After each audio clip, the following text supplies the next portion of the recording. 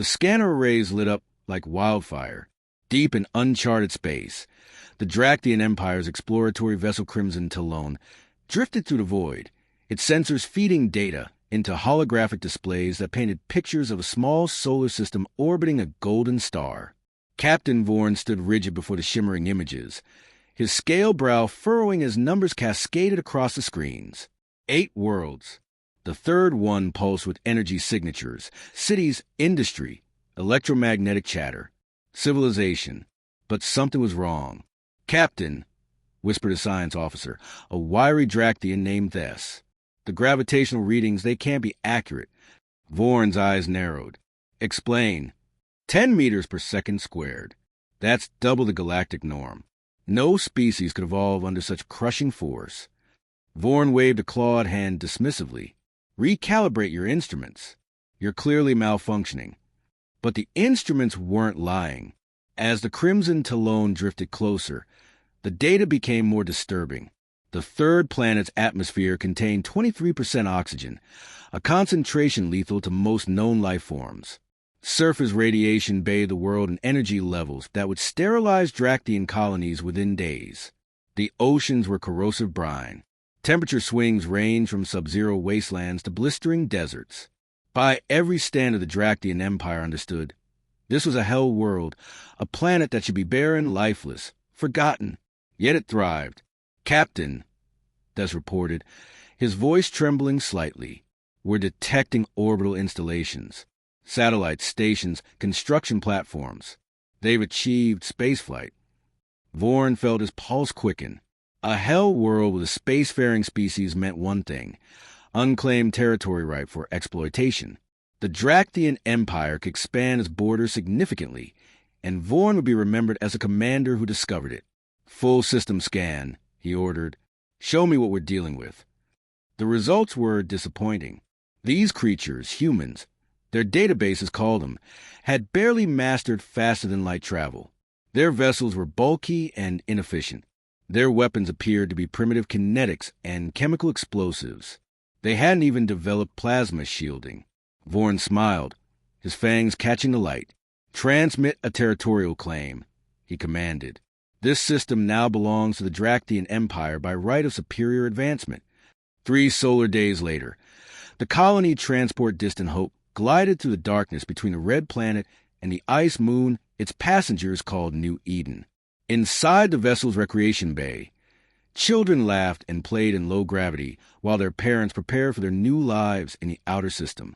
Captain Sarah Chun sat in the command center, reviewing supply manifests, when her communications officer suddenly straightened. "Captain, incoming transmission. Unknown origin. Auto-translating now." The message was brief, cold, final. The Draktian Empire claims all territory in this stellar system. Indigenous species are classified as pre-sentient and occupy valuable resource zones. Evacuate all space-based installations within 48 hours. Failure to comply will result in immediate enforcement action. Chen's blood ran cold. "Get me your command. Priority Alpha."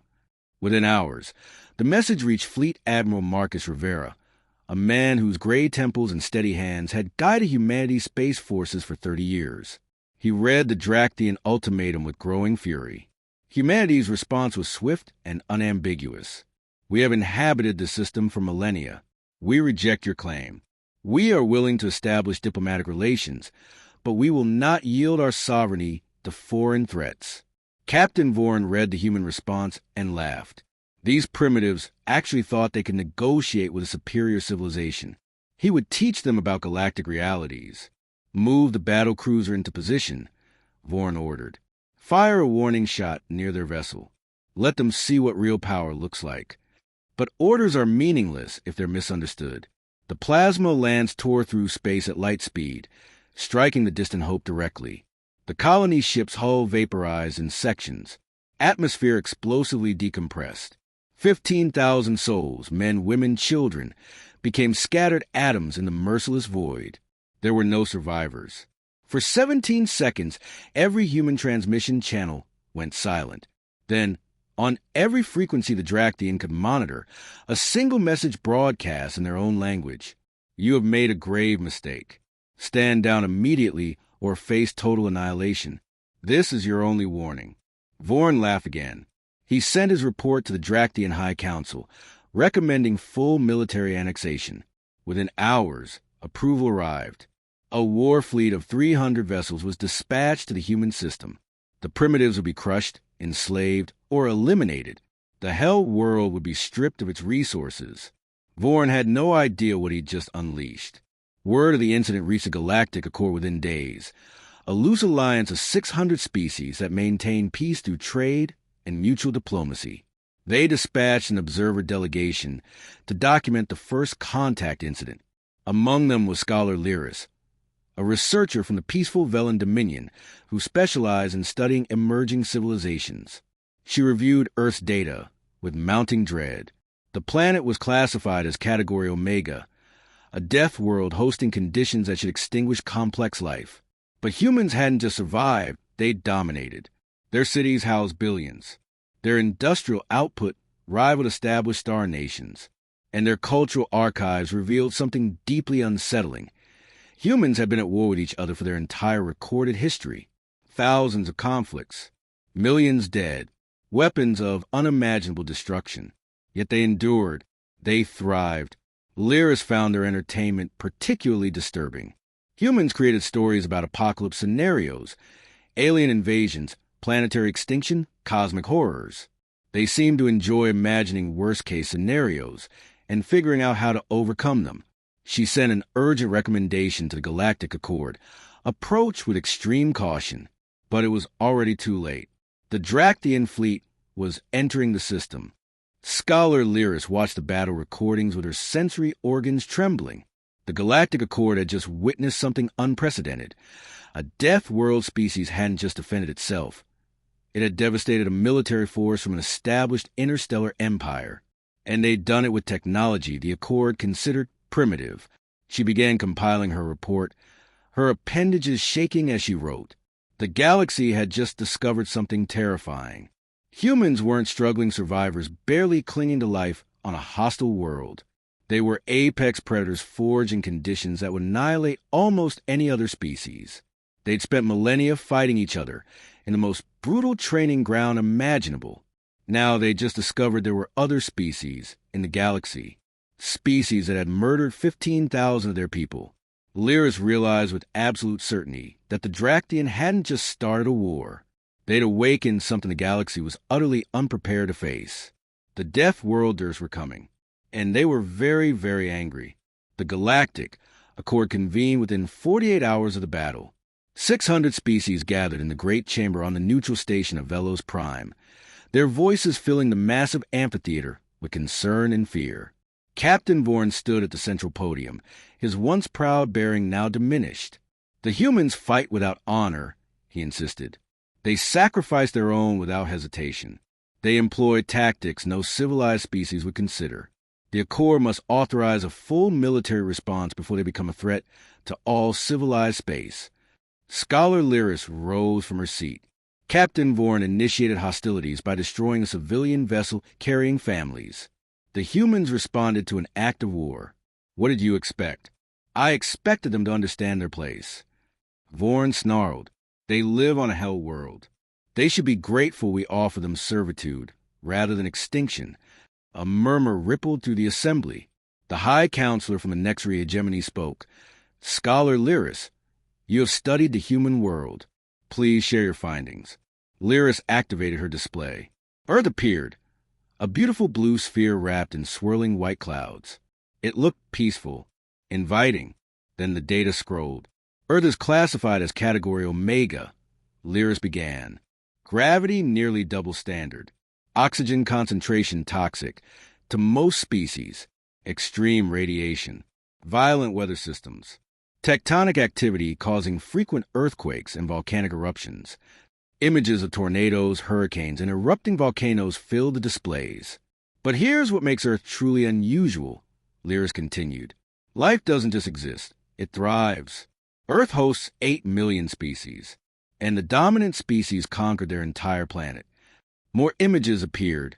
Sprawling cities, vast agricultural networks, mining operations, factories. Humans evolved as persistence hunters. Lyris explained. They would chase prey for days until it collapsed from exhaustion. Their bodies are built for endurance. Their skeletal structure handles high gravity.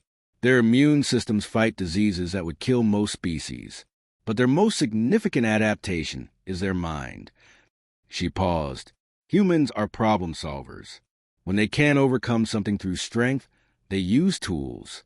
When they can't survive in an environment, they reshape it. And most importantly, they never give up. Surely you exaggerate, protested Delegate. Human recorded history spans 10,000 years, Lyris replied. They fought 16,000 wars. They survived ice ages, pandemics, famines, and disasters that would end most civilizations.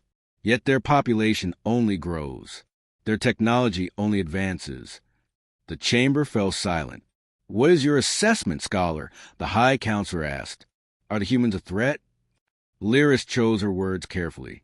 Humans are capable of extreme violence when threatened, but they're also capable of great compassion. They value underdogs. They form deep bonds. They celebrate cooperation. They're not inherently aggressive, but the Draktian murdered 15,000 civilians. In human culture, there's a saying, hell hath no fury like someone protecting their family. As if to emphasize her words, alarms sounded throughout the chamber. A military aide rushed to the High Counselor with an urgent message. His face paled as he read it. The human fleet has left their system, he announced. 58 warships are pursuing the retreating Draktian vessels.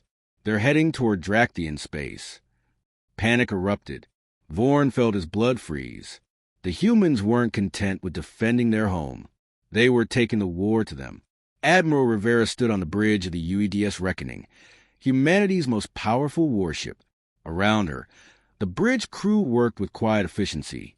They'd been in faster-than-light travel for 7 days, following the trail of fleeing Draktian ships. Admiral, we're approaching Draktian territory, her navigation officer reported. ETA to their nearest colony. 3 hours. Rivera nodded. She'd spent those 7 days preparing. A communication request arrived from the Galactic Accord. The High Counselor's face appeared on the main display. Admiral Rivera, on behalf of the Accord, I request you halt your advance immediately. We're prepared to mediate this conflict peacefully. With respect, High Counselor, Rivera replied calmly.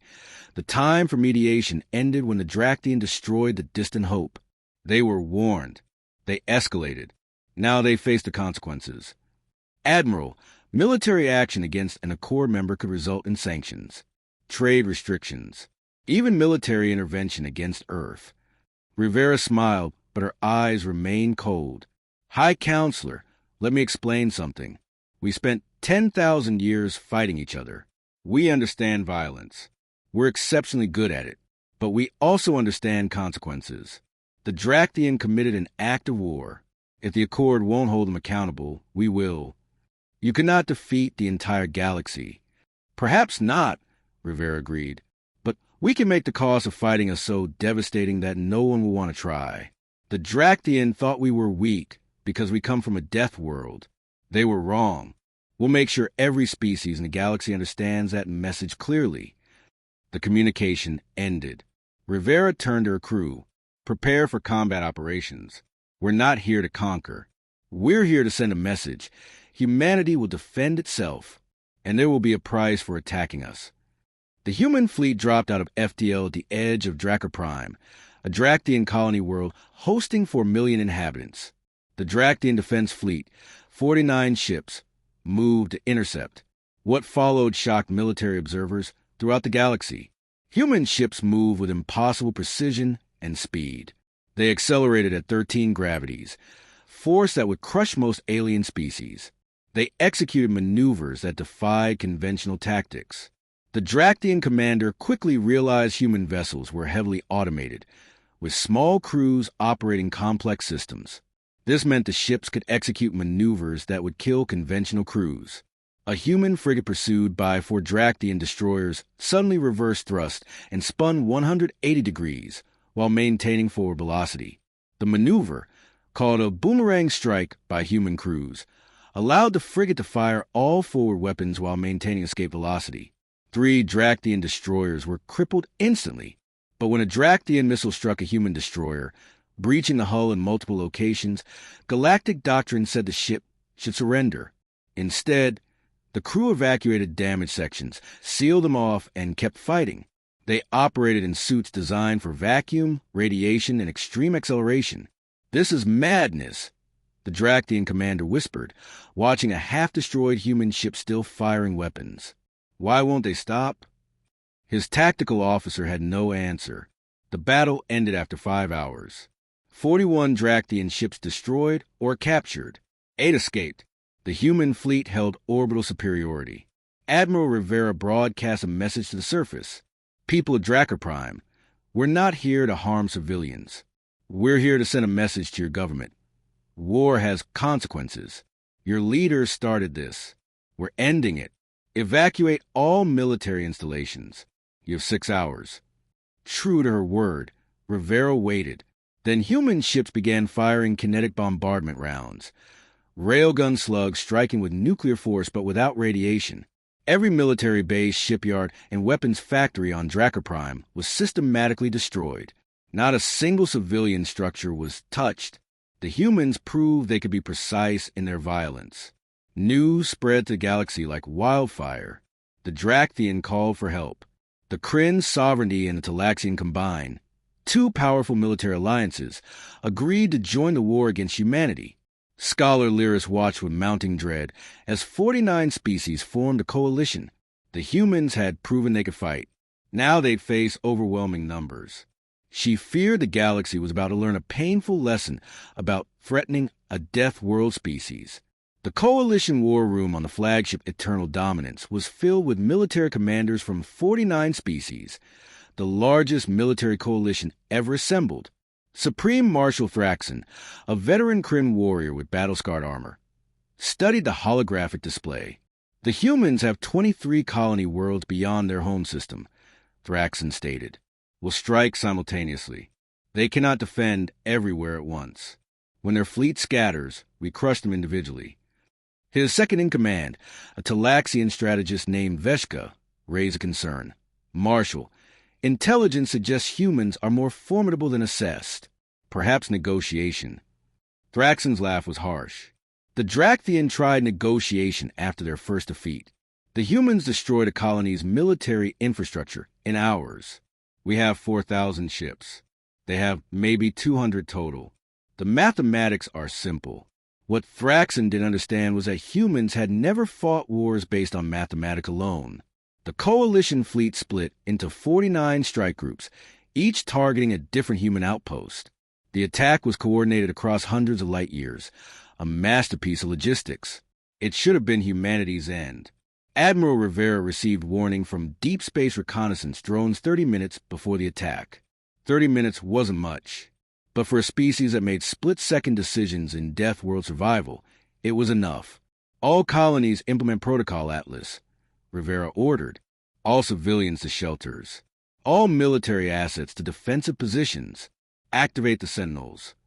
Protocol Atlas was humanity's contingency plan. Every colony was built for defense. Underground structures, heavy shielding, automated weapons controllable remotely. The Sentinels were something special. For 8 months, human engineers had secretly deployed autonomous defensive platforms throughout their territory. Small, stealthy, fusion-powered. Each contained a railgun and enough ammunition for multiple engagements. There were thousands scattered like invisible mines. The first coalition strike group arrived at the human colony orbiting Proxima b. They found the orbital stations dark, apparently abandoned. Confident the humans had evacuated, the coalition ships moved into bombardment range. That's when the Sentinels activated. Railgun rounds tore through space at relativistic speeds. Coalition shields designed for energy weapons were useless against solid projectiles moving at significant fractions of light speed. For ships vaporized in the opening seconds. The others scattered, trying to identify the attack source, but the Sentinels were small, cold, stealthy. Coalition sensors couldn't lock onto them. Meanwhile, automated colony defenses came online, missile batteries, laser arrays, kinetic weapons, all controlled by advanced AI that processed tactical data faster than organic minds. The battle was repeated across all 49 target systems. Every colony was a trap. Every approach vector was covered by overlapping fire. The Coalition lost 427 ships in the first wave. They gained control of exactly 0 human colonies. Supreme Marshal Thraxon stared at casualty reports in disbelief. How is this possible? Where are the human ships? Where are their crews? His intelligence officer pulled up data. Marshal, humans employ extensive military automation. Many defensive installations require minimal crews. They also use artificial intelligence in ways that violate galactic conventions. AI, Thraxon repeated, his armor plates rippling with concern. Most civilizations considered AI dangerous. Machines making life-death decisions without organic oversight was seen as unethical and risky. Humans don't share our concerns, the officer replied. They've worked alongside intelligent machines for decades. They trust their AI partners to make tactical decisions at speeds no organic mind can match. Thraxon realized he'd underestimated the humans again. Order the fleet to the human home system, he commanded. We'll lay siege to Earth itself and force surrender. The human response wasn't what the Coalition expected. Rather than fortifying Earth, the human fleet went on the offensive. 220 warships plus 500 automated combat drones struck Coalition supply lines. They hit fuel depots, repair stations, troop transports. They avoided direct engagements and waged a campaign of raids and ambushes that stretched Coalition forces thin. This isn't how civilized warfare works, complained Marshal Veshka as another supply convoy was destroyed. They strike from shadows, avoid honorable combat, target logistics rather than facing us directly. This is exactly how humans fight, Scholar Lyris replied. She'd been assigned as Coalition advisor. On Earth, they call it guerrilla warfare. They've used these tactics for thousands of years. They're exceptionally good at it. Then how do we stop them? Lyris's response was quiet. You can't. Not without unacceptable casualties. Humans are fighting for survival. They'll use every advantage, exploit every weakness, never stop adapting. You're facing a species designed by evolution to be apex predators. Everything about them is optimized for survival and victory. The turning point came at the Battle of the Rings. The Coalition fleet, 1,300 ships, moved toward Earth through the asteroid belt. Standard procedure was to navigate carefully due to collision hazards. The humans used this. Admiral Rivera had positioned her fleet within the belt, using asteroids for cover. She'd also rigged dozens with fusion charges, turning them into improvised mines. When the Coalition entered, humans struck from 4 directions simultaneously. Coalition ships collided with asteroids nudged into their paths. Fusion charges detonated, scattering fragments like shrapnel. Human ships appeared from behind cover, fired, and vanished before return fire could be coordinated. Automated drones moved with suicidal aggression, ramming damaged Coalition vessels. But the most shocking moment came when human Marines began boarding enemy ships. Boarding actions were extremely rare. Attackers usually suffered devastating casualties. Humans didn't seem to care. They cut through hull plating with plasma torches, breached into ships, engaged in close-quarters combat. Coalition crews were horrified. Humans fought with ferocity that seemed insane. Even wounded, they continued. One Marine, later identified as Sergeant Ana Torres, took 6 plasma hits. Any other species would be dead. Torres used her last ammunition to sabotage the ship's reactor, dying as her medical systems finally failed. The disabled ship collided with 3 others. They don't know when to quit, whispered Coalition crew member watching footage of human boarders. They don't stop until they win or die. This realization spread through Coalition forces like a plague. Humans weren't playing by civilized warfare rules. They were playing to win. The Battle of the Rings ended after 11 hours. The Coalition lost 692 ships. The human fleet lost 81 ships and 53 drones. More importantly, the Coalition's advance on Earth had been stopped. Survivors retreated. Supreme Marshal Thraxon convened an emergency meeting. Faces on communication screens showed fear, doubt, dissent. Several species were discussing withdrawal. "We cannot continue," stated a representative. "Humans will fight to extinction. The cost is too high. If we withdraw, we show weakness," Thraxon argued. "Every minor species will think they can challenge established powers." "Humans aren't minor," another voice countered. "They are perhaps the greatest military force we've encountered, and we awaken them through our own aggression." Scholar Lyris watched the coalition fragment from within. She'd been compiling data on human warfare, psychology, culture. What she learned terrified her. Humans spent their evolutionary history fighting for survival, against their planet, against diseases, against predators, against each other. They developed a mindset that refused defeat. But she'd also learned something else. Humans valued loyalty, compassion, cooperation. They mourned their dead and celebrated their heroes. They created art expressing both their capacity for violence and their yearning for peace. The key to ending this war wasn't defeating humans militarily. It was understanding what they wanted: justice for their dead, security for their families, respect from the galaxy. The question: would the coalition realize this before humans destroyed them completely? Because one thing was absolutely clear to everyone watching. Humanity wasn't stopping until they achieved their goals, or faced extinction. And based on everything Lyris had seen, extinction wasn't something humans accepted easily. The Galactic Intelligence Consortium met secretly on a hidden station. Representatives from neutral species compiled what they called the Death World Assessment, a comprehensive analysis of humanity. Director Zenvier of the Nexri Intelligence Service opened the session. "We've analyzed human culture, biology, psychology, military doctrine for 8 months. What we discovered is both fascinating and deeply concerning."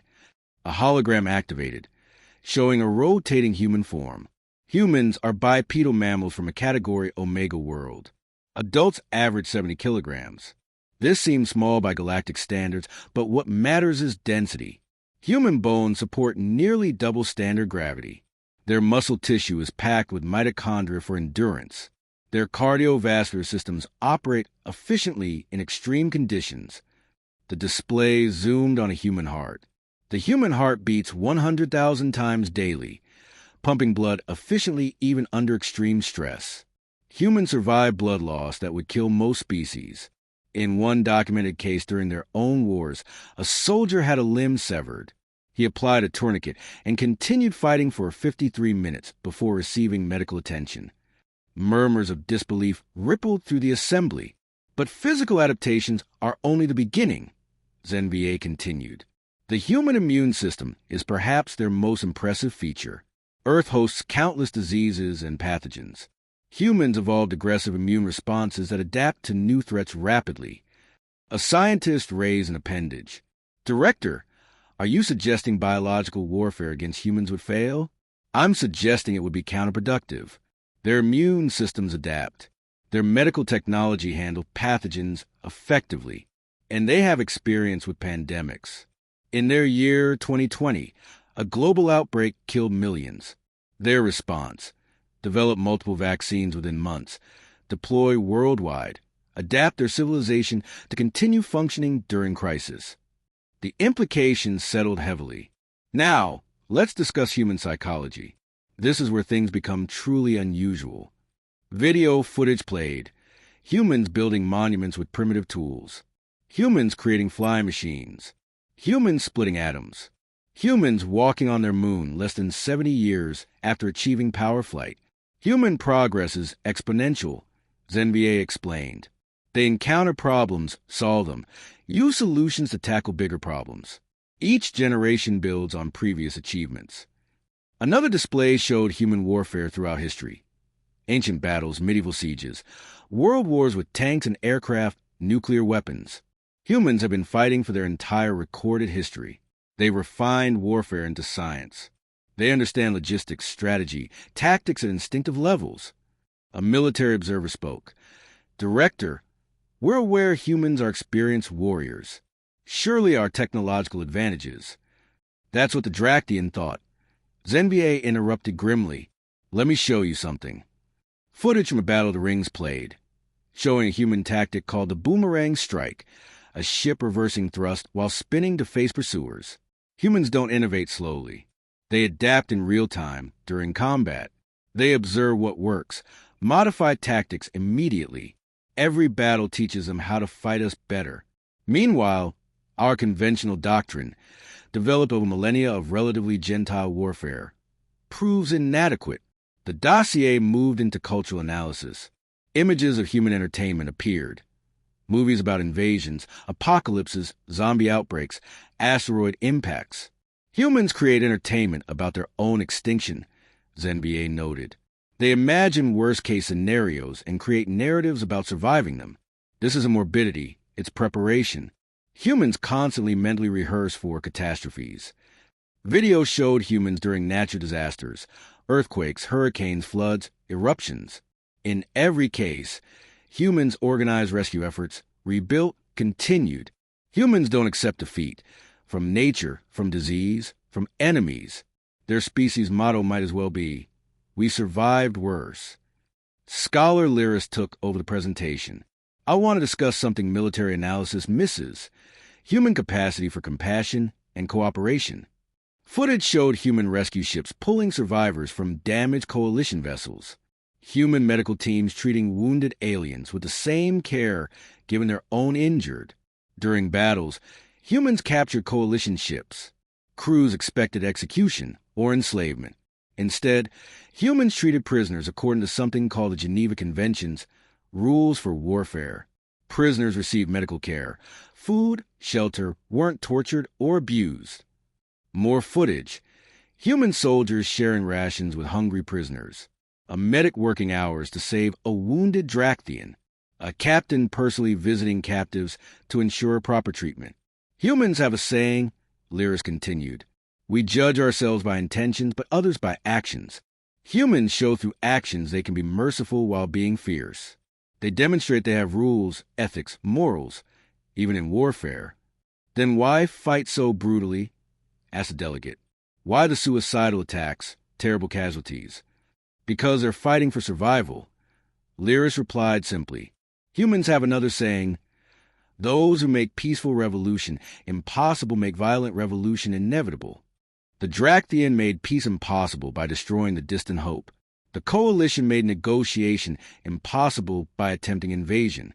So humans do what they've always done facing extinction. Fight with everything they have. The briefing continued for hours, covering human education systems teaching critical thinking, economies rewarding innovation, governments that despite diversity could unite when facing external threats, religions and philosophies emphasizing both individual rights and collective responsibility. Near the end, Director NVA showed final footage. A human child, maybe 6 years old, being interviewed about her future. I want to be an astronaut, the child said, eyes bright with excitement. I want to explore space and meet aliens and see new planets, and make friends with everyone in the galaxy. The room fell silent. Here was humanity's contradiction in a single moment. A species capable of terrible violence that dreamed of friendship. A species evolved on a deaf world that looked at stars with wonder instead of fear. Humanity is what happens when evolution forges a species in the worst possible environment, and that species refuses defeat, ZNVA concluded. They're warriors because they had to be. They're innovators because they had no choice. They're persistent because surrender meant extinction. But they're also dreamers, artists, explorers, friends, capable of great evil and great good. The question facing the galaxy is simple. Which side of humanity do we want to see? The Deaf World Assessment was distributed to all Accord members within 48 hours. Its impact was immediate and profound. Several species considering joining the coalition withdrew. Others began calling for peace negotiations. The mathematical reality was becoming clear. The cost of defeating humanity will be measured in millions of lives and thousands of ships. And even if the coalition won, they'd face a species that would never stop fighting, never stop resisting, never forget. In the Drakthian High Command, Captain Vorn read the dossier with trembling hands. He'd started this war with a single arrogant decision. He'd dismiss humans as primitives. Now he understood his error's magnitude. Deaf worlds didn't produce weak species. They produced survivors, fighters, apex predators who'd learned cooperation was the only path to survival. Vorn made a decision. He contacted the Galactic Accord and requested an emergency meeting. It was time to end this war before humanity showed the galaxy just how far apex predators could go when their families were threatened, because the dossier had made one thing absolutely clear. If the galaxy wanted to see humanity's true fury unleashed, if they wanted to witness what Death World survivors could do when they stop holding back, then they should continue this war. But if they wanted peace, if they wanted to see the other side of humanity, the side that dreamed of friendship and exploration, then now was the time to negotiate, before it was too late for everyone involved.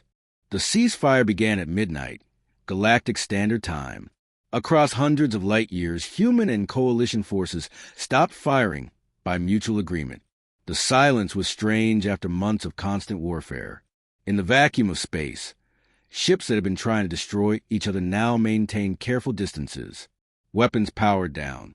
Crews remained at battle stations. Trust would not come easily. Admiral Rivera stood on the observation deck of the UEDS Reckoning, gazing out at the stars. Behind her, the door opened quietly. Fleet Captain James Okonkwo, her second-in-command, approached and stood beside her. The Accord has chosen Velos Prime as a location for peace talks, Okonkwo reported. They want you to lead the human delegation. Of course they do, Rivera replied. They want the person who won the battles to make the peace.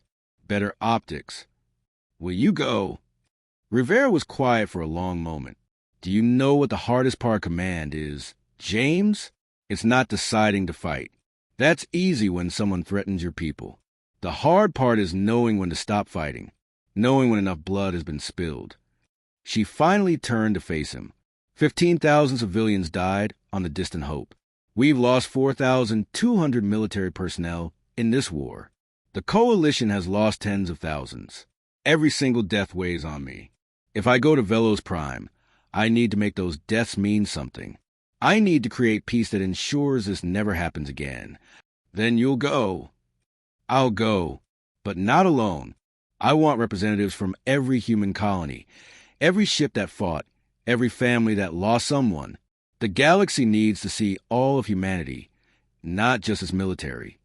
For weeks later, the conference hall on Velos Prime hosted the most important diplomatic gathering in galactic history. The chamber was enormous, designed to accommodate representatives from hundreds of species. On one side sat coalition delegates, led by Supreme Marshal Thraxon and Captain Vorn. On the other sat the human delegation, 63 people representing humanity's diversity. Admiral Rivera walked to the central podium. She wore her military uniform but had refused all weapons. Trust had to start somewhere. She looked across the chamber at the assembled representatives and began to speak. 8 months ago, the Draktian Empire destroyed a human colony ship and murdered 15,000 of our people. Men, women, children, families. They did this because they believed we were weak. They believed that coming from a death world meant we were primitive, easy to conquer, unworthy of respect. She activated a holographic display, showing Earth in all its terrible beauty. Hurricanes swirled. Volcanoes erupted. Earthquakes split continents. Lightning storms raged. Tsunamis crashed against shores. Earth tried to kill us every single day of our evolution. Disease, predators, weather, tectonics. Everything about our planet was hostile to life. Most species would have perished. We survived. More than that, we thrived. And we learned something critical. Survival requires cooperation. The display changed to show human cities, hospitals, schools, farms, infrastructure spanning continents. Humans learned we couldn't survive alone. We formed families, communities, nations, eventually a global civilization. We learned to help each other during disasters. We learned to share resources during famines. We learned that working together made all of us stronger. She paused, letting that sink in. But we also learned to fight. The display showed human warriors throughout history, from ancient soldiers to modern Marines. We fought each other for 10,000 years. We made terrible mistakes. We caused immense suffering. But we learned from those mistakes. We developed rules for warfare. We created laws protecting civilians.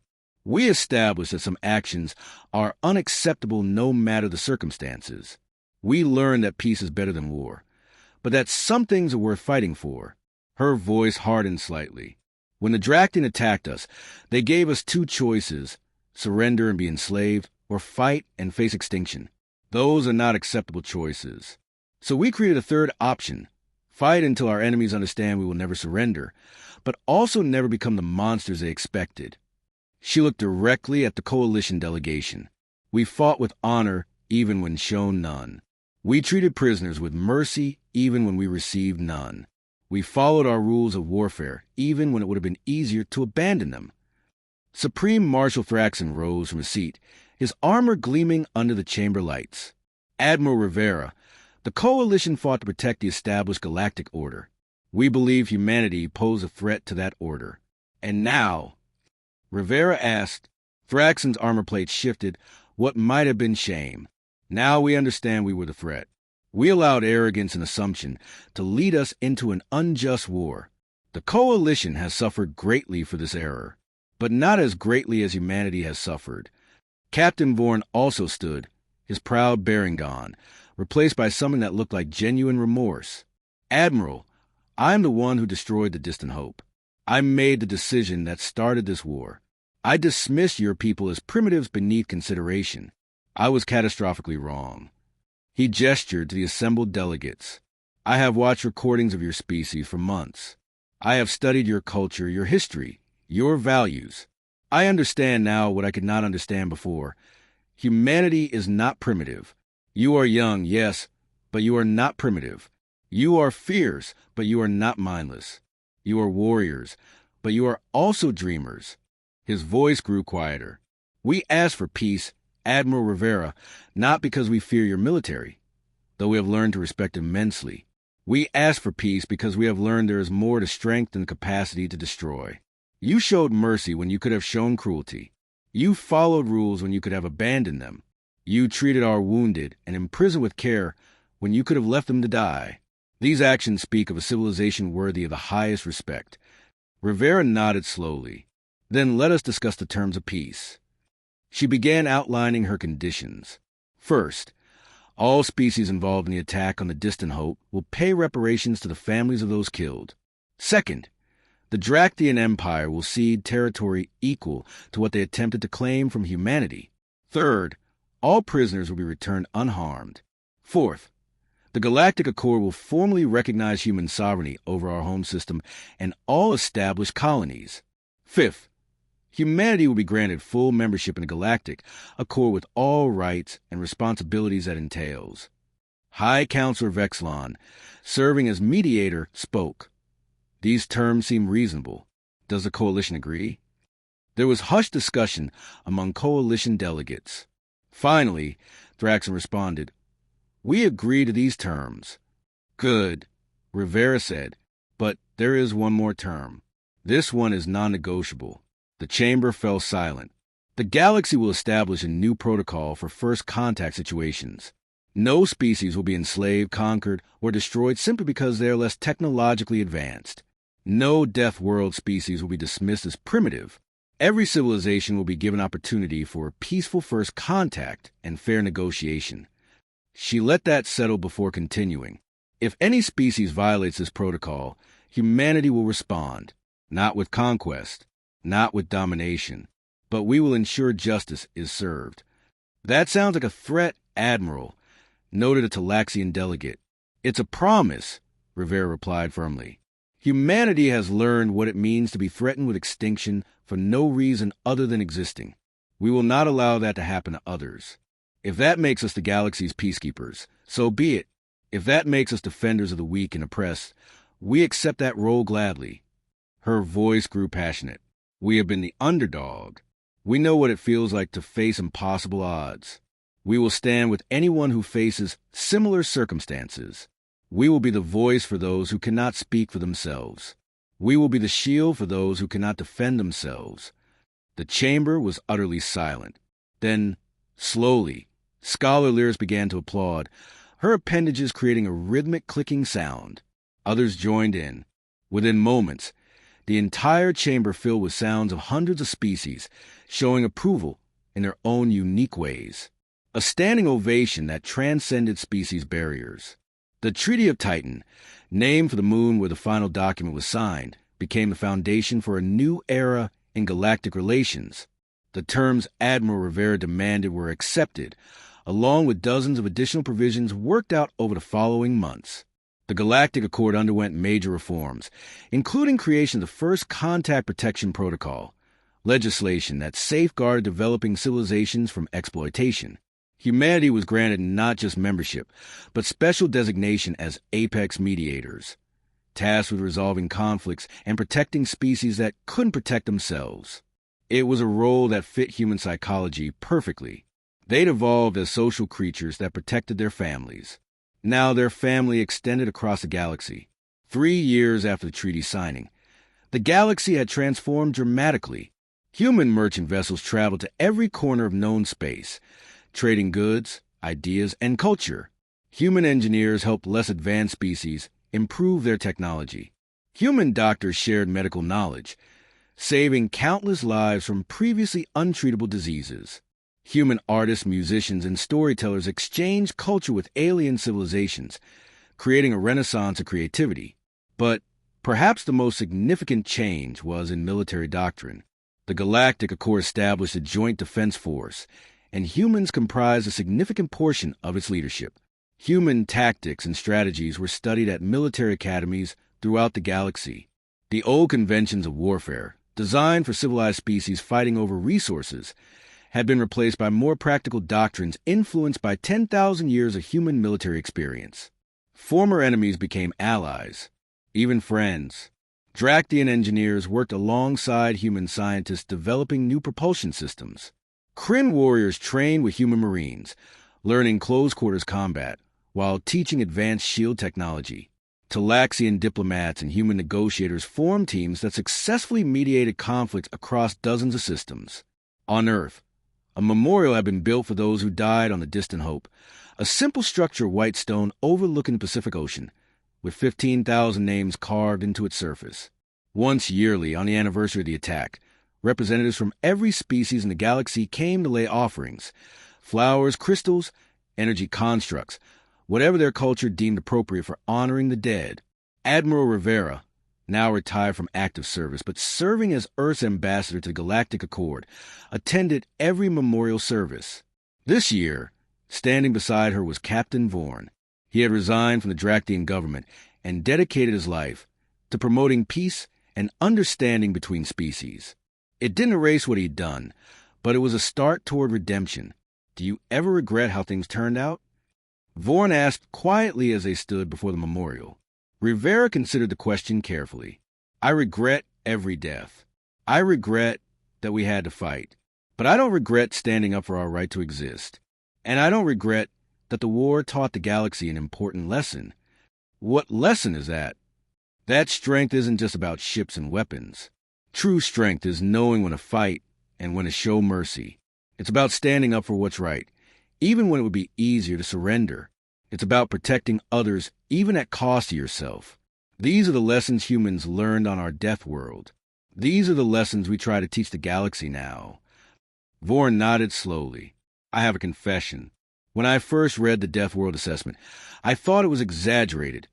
Intelligence services try and make humanity seem more impressive than reality. But now, having worked with humans for 3 years, I understand it wasn't exaggerated at all. If anything, it undersold what your species is capable of. We're just survivors, Captain. Earth made us tough, but it also taught us compassion. We know suffering, so we try to prevent it in others. That's the real secret of humanity. A young human child, perhaps 7 years old, approached the memorial with her family. She carefully placed a flower at the base of the stone, then noticed Vorn.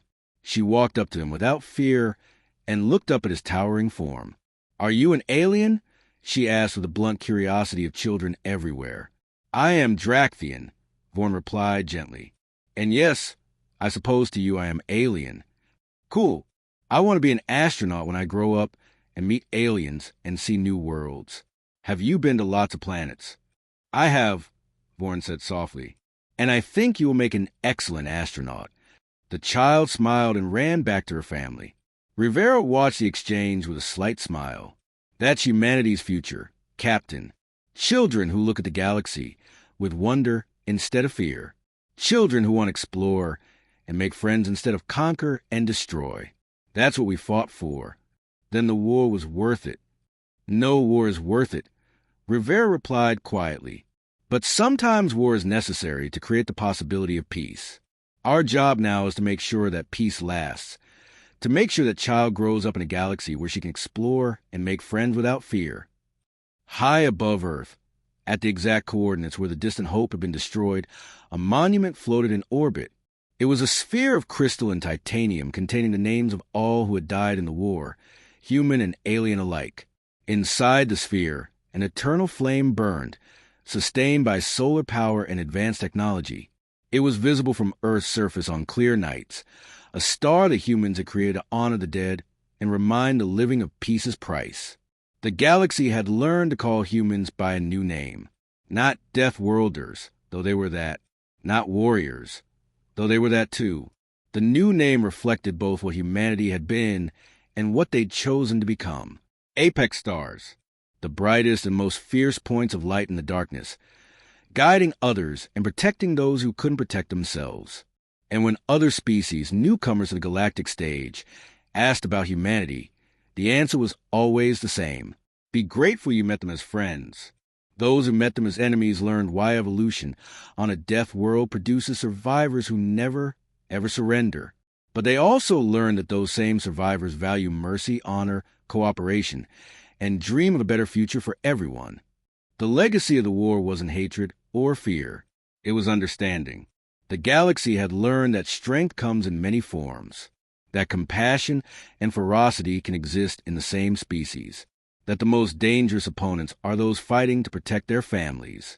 But most importantly, the galaxy learned that when you meet someone from a death world, your response determines whether you gain a deadly enemy or the most loyal friend imaginable.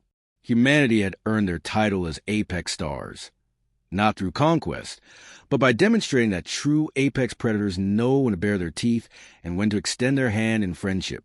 The galaxy was richer for learning this lesson, even if the cost of that education had been tragically high. As the memorial service ended and representatives departed, Elena Rivera remained behind for a moment alone. She placed her hand on the cold stone, her fingers tracing one of the names carved there. "We kept our promise," she whispered to the dead. "We made your deaths mean something. We built the peace you deserve to see. Rest well." Then she turned and walked away to continue the work of maintaining the peace that 15,000 souls had died to make possible. Because that was what humans did. They survived. They adapted. They fought when necessary. They protected those who couldn't protect themselves. And they never stopped working toward a better tomorrow. It was what made them apex predators. It was what made them death worlders. It was what made them apex stars. It was what made them human. 10 years after the Treaty of Titan, a new species made first contact with the Galactic Accord, a timid civilization from a harsh world, barely beginning to explore their own solar system. The Accord sent humanity to make first contact. Ambassador Rivera, now in her 70s but still sharp as ever, stood before the alien delegation in their primitive but functional spacecraft. "Welcome to the galactic community," she said warmly. "We know this must be overwhelming. We know you're afraid, but I want you to know something important. You are not alone. You will not be exploited. You will not be conquered." She gestured to the human delegation behind her, a diverse group of scientists, engineers, doctors, and peacekeepers. "We are humanity. We come from a death world, a planet that tried to kill us every day. We know what it's like to be the underdog. We know what it's like to face impossible odds. We know what it's like to be afraid." The alien delegation listened with wide eyes, or eye equivalents. "But we also know what it's like to survive, to thrive, to reach for the stars despite all obstacles. And now we're here to help you do the same. Not to conquer you, not to exploit you, but to stand beside you as friends, as partners, as fellow travelers in this vast universe." She smiled warmly. "So welcome to the galaxy. Welcome to the family. You're going to do amazing things, and we'll be here every step of the way."